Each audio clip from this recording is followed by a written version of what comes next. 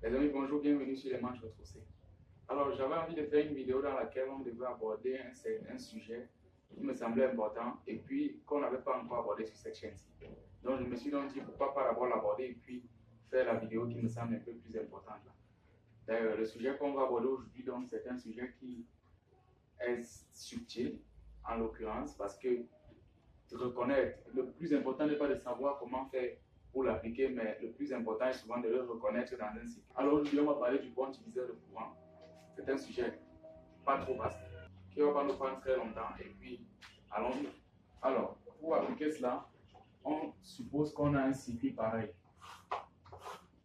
On a deux résistances qui sont placées en parallèle, R2 et R1. Une tension de sortie VS et une tension d'entrée VE. Et puis on a un courant I qui est délivré par le générateur de tension, toujours un générateur de tension délivre toujours aussi un courant électrique, un courant I1. Le courant I va se disloquer dans les deux branches du circuit et ici en bas on aura un courant I2 ou alors I1 et I2 si vous voulez là, I1 ici et I2 là. Et puis la question qu'on se pose, c'est est-ce qu'on peut reconnaître, est-ce qu'on peut trouver la valeur du courant I2 ou la valeur du courant I1 tout en connaissant simplement les résistances R1 et R2 sans toutefois connaître les tensions VE et VS. Le bon diviseur de courant nous dit donc oui, c'est possible de connaître les tensions, les courants I1 ou I2 sans toutefois passer par la résistance, les tensions VE et VS. Alors comment ça se passe? Et le plus important ici pour moi, à mon humble avis, c'est que les étudiants ont souvent du mal avec le bon diviseur de courant parce qu'ils ne connaissent pas la démonstration même du bon diviseur de courant.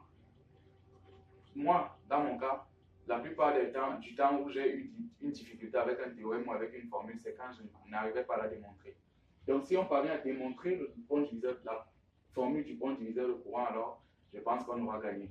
Donc, là, on veut donc déterminer le courant I1. Par exemple, on veut déterminer le courant I1 en fonction de R2 et R1. Déjà, je peux vous le dire déjà que le courant I1, la formule du bon diviseur de courant va nous dire que le courant I1 sera fonction du courant R1 et R2 et fonction de la résistance équivalente aux bornes de ce dipôle-ci. Aux bornes de ce dipôle-là. Donc, allons-y.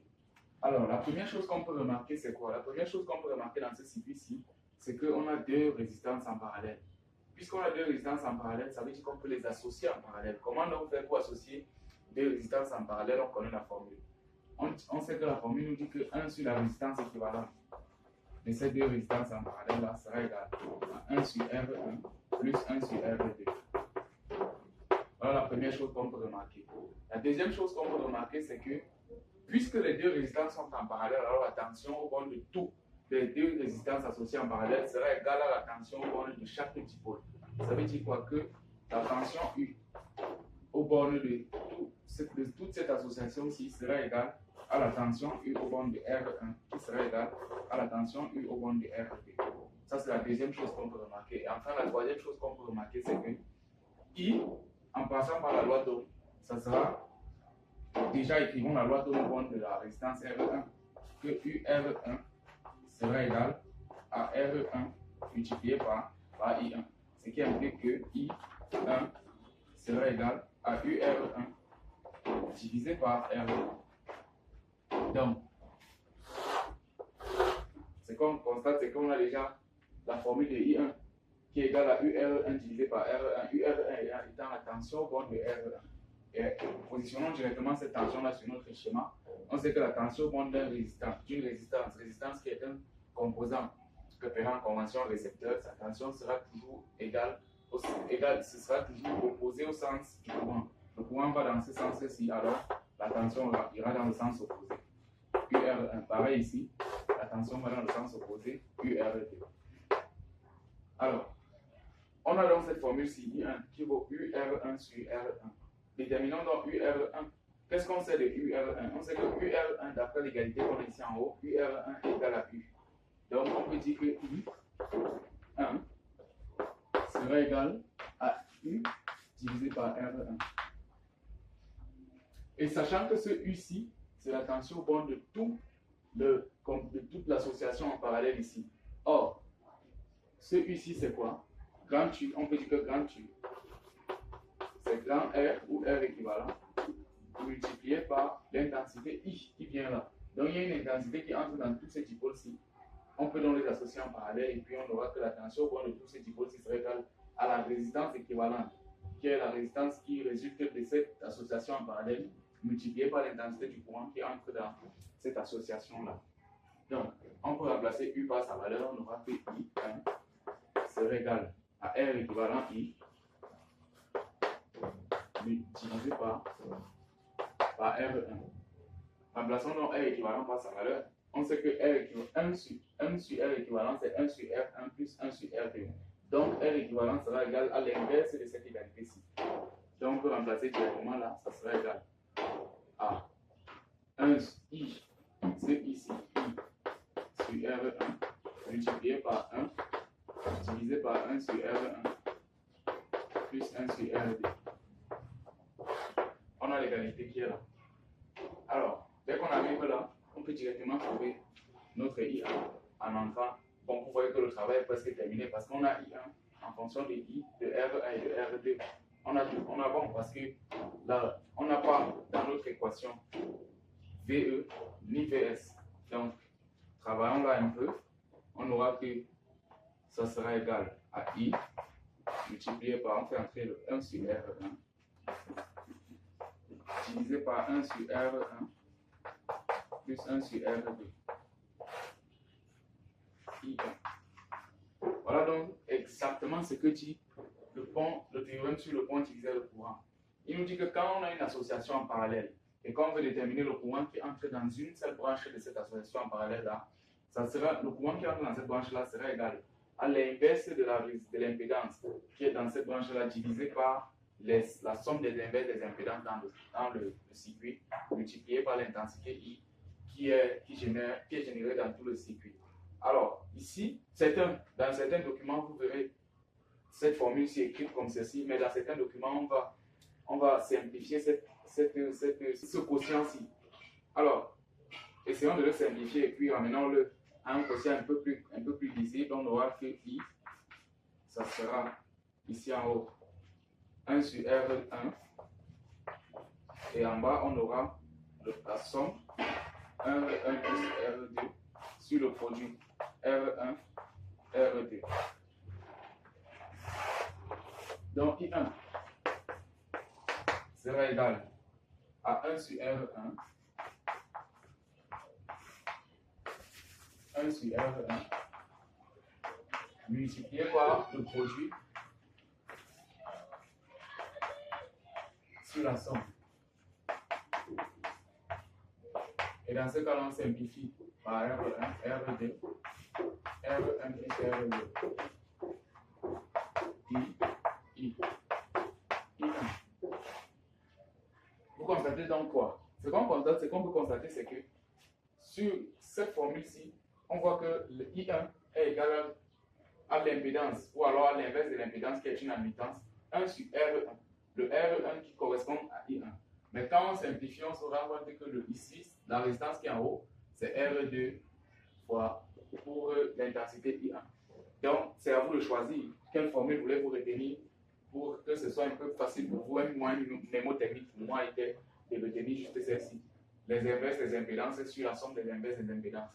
Alors, que dit donc concrètement le point diviseur de courant? Le point diviseur de courant dit que pour déterminer, on l'a déjà dit, mais on peut le répéter, pour déterminer le courant, quand on a une association en parallèle, pour déterminer le courant dans une branche de cette association en parallèle là, alors on peut déterminer ce courant là juste en passant par les résistances ou alors les impédances qu'il y a dans l'association, qu'il y a dans le circuit.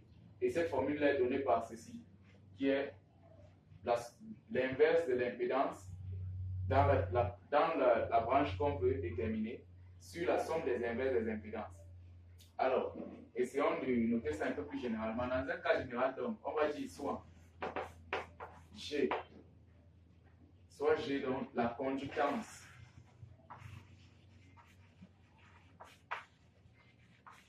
Soit G la conductance dans une branche. La conductance, vous le savez, c'est l'inverse d'une résistance.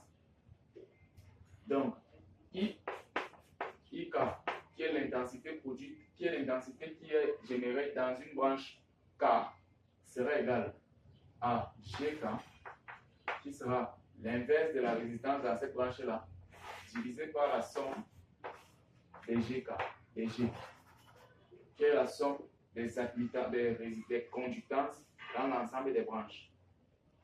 Alors voilà donc la formule du pont diviseur de courant, qui est une notion très importante parce qu'il y a des exercices dans lesquels on doit rapidement l'appliquer pour ne pas perdre de temps.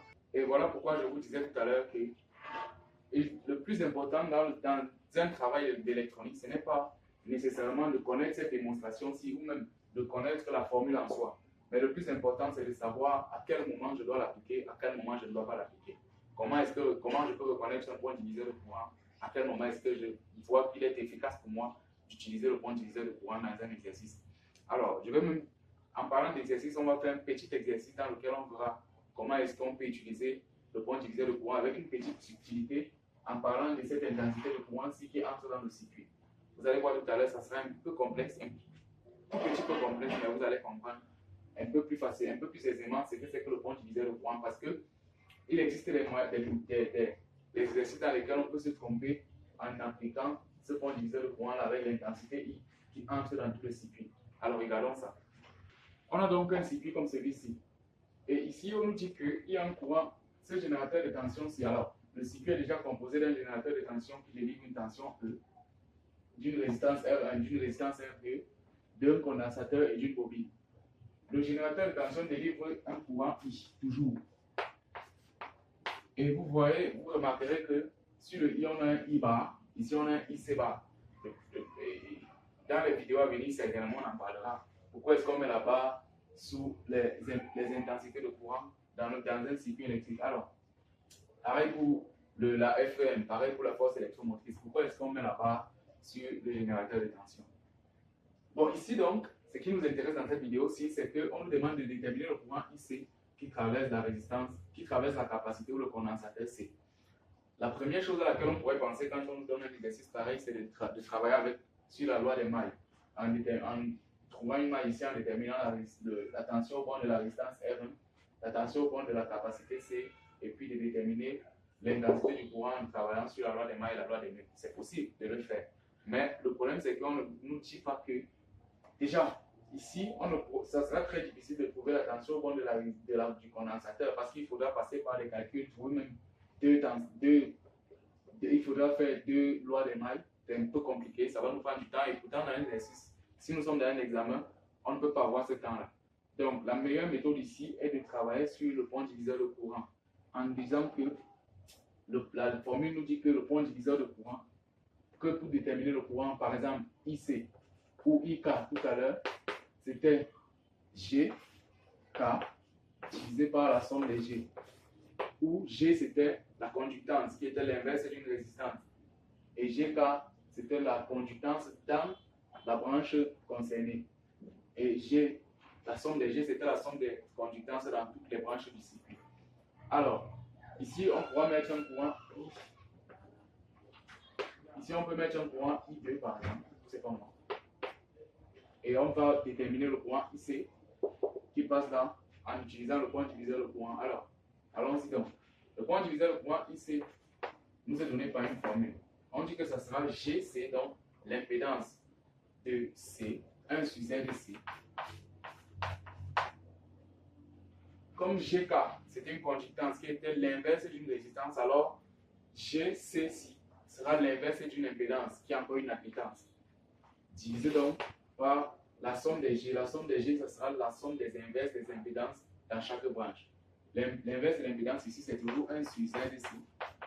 Et l'inverse de l'impédance ici, ce sera l'inverse de cette impédance-ci totale repliée en série, puisque les deux impédances-ci sont en série. Donc plus 1 divisé par ZR2 plus ZL. Voilà donc, et bien sûr, multiplié par le courant I total qui entre dans le circuit. On arrive donc là. Dès qu'on est arrivé là, on a terminé. Puisqu'on a déjà posé l'équation, tout ce qui nous reste à faire, c'est de développer cela Mais pour faire ça, bien sûr, il faut connaître la valeur de ces impédances ici. On sait que l'impédance Z ici, c'est 1 sur J, c'est oméga. ZR2, c'est R2. Et ZL, c'est JL oméga. Donc, ici, ça sera 1 sur JC oméga, donc c'est JC oméga, divisé par 1 sur JC oméga, donc JC oméga, plus